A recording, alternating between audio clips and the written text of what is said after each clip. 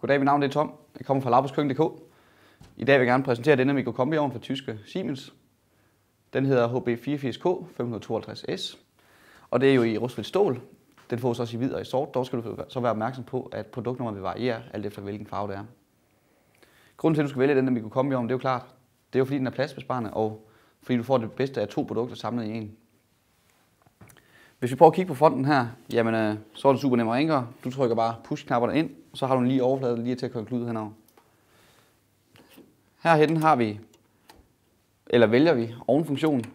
Når vi gør det, jamen, så kommer det velkendte blå lys fra Siemens frem, som er i alle deres køkkenprodukter. Super fedt. Her har vi et digitalt ur med timerfunktion.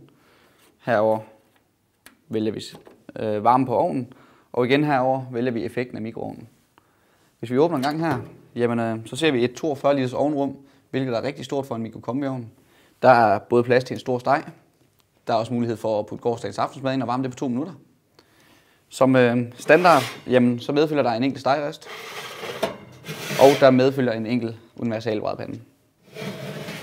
Med hensyn til rengøring, jamen, så har den på den bagerste væg, indervæggen, der har den en emalje, som hedder EcoClean, som simpelthen gør rengøringen lettere.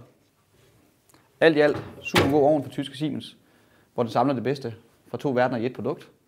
Har du spørgsmål til den eller andre for den sags skyld, så er du naturligvis velkommen til at kontakte mig eller mine kollegaer på Laubusköken.dk.